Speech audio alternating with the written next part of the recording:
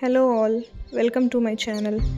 ఇవాళ నేను air dry clay use చేసి ఒక డెస్క్ బడ్డీని రెడీ చేస్తున్నాను. డెస్క్ బడ్డీ ఏంటి అంటే మనం వర్క్ టేబుల్ ఉంటుంది కదా, మనం కూర్చునే దగ్గర మన వర్క్ టేబుల్ దగ్గర మనం యూస్ చేసుకోవచ్చు. దాన్ని పెట్టుకోవడానికి ఒక డెకరేటివ్ ఐటెం లాగా అనుకోండి డెస్క్ బడ్డీ అంటే.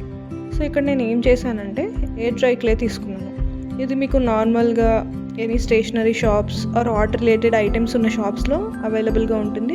Are you can purchase in online, Flipkart, అమెజాన్లో కూడా అవైలబుల్గా ఉంటుంది.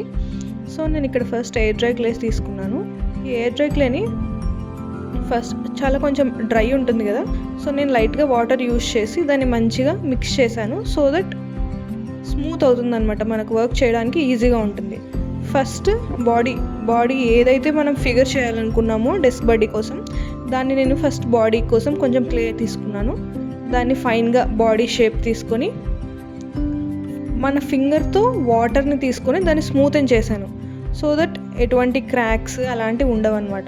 తర్వాత సేమ్ హెడ్ని ప్రిపేర్ చేసుకున్నాను.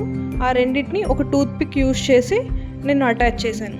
అటాచ్ చేసుకున్న తర్వాత యాజ్ ద సేమ్ అనమాట, అలానే hands, wings, legs, years and everything same నేను ఎయిర్ డ్రై క్లే యూస్ చేసి అన్నీ ప్రిపేర్ చేసుకొని వాటిని స్టిక్ చేశాను అనమాట. స్టిక్ చేసిన తర్వాత ఫస్ట్ ఒక 2 days నేను అలానే ఉంచేసాను. మనము ఎటువంటి బేకింగ్ ఏమీ అవసరం లేదనమాట, నార్మల్గా ఉంచితేనే అది డ్రై అయిపోతుంది.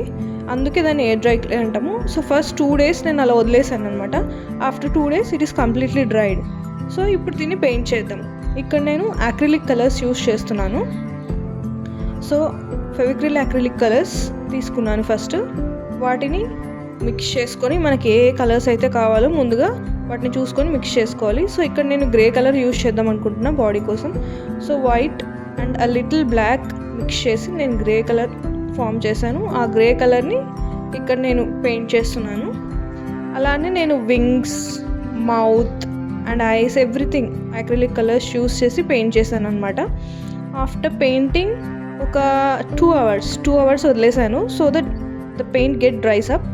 వన్స్ పెయింట్ ఈజ్ డ్రైడ్, దీనికి గ్లేజింగ్ ఎఫెక్ట్, ఒక షైనీ ఎఫెక్ట్, డస్ట్ దీన్ని పట్టుకోకుండా ఉండడానికి నేను వార్నిష్ యూస్ చేశాను. నేను యూస్ చేసిన వార్నిష్ వచ్చేసి మాంటమార్టే వాళ్ళది ఎయిర్ డ్రై క్లే వార్నిష్ అనమాట, అది యూస్ చేశాను. సో మీకు ఏది అవైలబుల్గా అంటే అది యూస్ చేయొచ్చు. రెజిన్ కూడా యూస్ చేయొచ్చు, but I'm not using resin. So ఇక్కడ మాంటమార్టే వాళ్ళది air dry clay varnish use చేశాను. సో మీరు కూడా ఏదైనా యూస్ చేసుకోవచ్చు. సో దాన్ని యూనిఫామ్ లేయర్గా అప్లై చేయాలి. మీరు మోర్ గ్లాసీ ఎఫెక్ట్ కావాలి అనుకుంటే 1 layer అప్లై చేశాక ఒక 30 minutes వదిలేసి తర్వాత అనదర్ లేయర్ అప్లై చేయొచ్చు అనమాట.